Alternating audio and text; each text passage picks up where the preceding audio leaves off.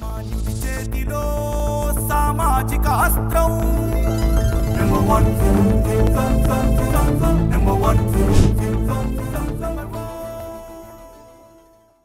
Welcome to number 1 news. This is Madhu. మాజీ మంత్రి కాపు నాయకుడు ముద్రగడ పద్మనాభం ఆరోగ్యం నిలకడగానే ఉందని నంబర్ 1 మీడియా సంస్థల అధినేత సీఎండి మంచాల సాయి సుధాకర్ నాయుడు తెలిపారు. కొద్ది రోజుల క్రితం అనారోగ్యానికి గురైన ముద్రగడ హైదరాబాద్ లో చికిత్స పొందుతున్న విషయం తెలిసిందే. మంచాల సాయి సుధాకర్ నాయుడు మంగళవారం ముద్రగడ పద్మనాభం కుటుంబ సభ్యులను పరామర్శించారు. ముద్రగడ ఆరోగ్యరీత్యా ఎవరిని ఆయన వద్దకు వైద్యులు పంపించకపోవడంతో ఆయన కుటుంబ సభ్యులను కలిసి ముద్రగడ ఆరోగ్యం గురించి తెలుసుకుని వారికి ధైర్యం చెప్పారు. ఈ సందర్భంగా మంచాల సాయి సుధాకర్ నాయుడు మాట్లాడుతూ, మాజీ మంత్రి కాపు నాయకులు శ్రీ ముద్రగడ పద్మనాభం గారి ఆరోగ్యం గురించి ఈ మధ్య మన వార్తలు చూస్తున్నాం. నేను 10 రోజుల క్రితం కూడా వారితో మాట్లాడాను.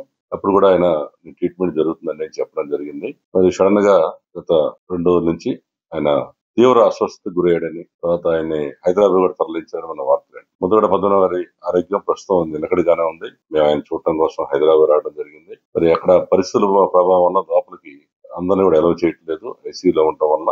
మరి మేము హాస్పిటల్కి వచ్చి మరి వారి కుటుంబ సభ్యుల్ని కూడా, అభిమానులు ఎవరైతే ఉన్నారో వాళ్ళందరినీ పరామర్శించడం జరిగింది.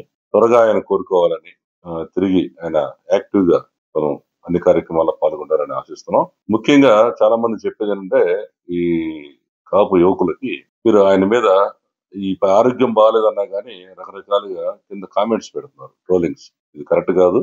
ఆయన ఆరోగ్యం క్షీణిస్తున్న పరిస్థితుల్లో మీరు ఈ రకంగా ఆయన అఘోరపరిచినట్టు అవుతుంది. ఆయన చేసిన అన్యాయం ఏం లేదు. ఆయన మొండితనంతో ఆయన అనుకున్నట్టుగా ఆయన వెళ్ళాడు. కానీ ఈ కాపులకి మొదటి నుంచి కూడా గుర్తింపు తీసుకొచ్చి కాపు ఉద్యమాల్లో పాల్గొని ఆయన కోట్ల రూపాయల ఆస్తిని పోగొట్టుకున్నాడు. వాళ్ళ నాన్నగారు తాతగారు ఇచ్చిన పొలాలు అనేక అమ్ముకున్న మాట నిజం. గతంలో కూడా మీకు చెప్పాను.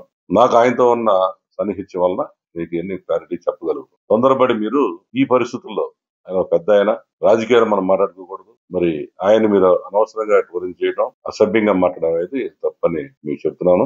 అట్లాగే త్వరగా ఆయన కోలుకోవాలని, తిరిగి యాక్టివ్ అవ్వాలని కోరుకుంటున్నాను. Thank you very much. ఇలాంటి మరిన్ని అప్డేట్స్ కోసం చూస్తూనే ఉండండి నంబర్ 1 న్యూస్. సామాన్యుడి చేతిలో సామాజిక అస్త్రం.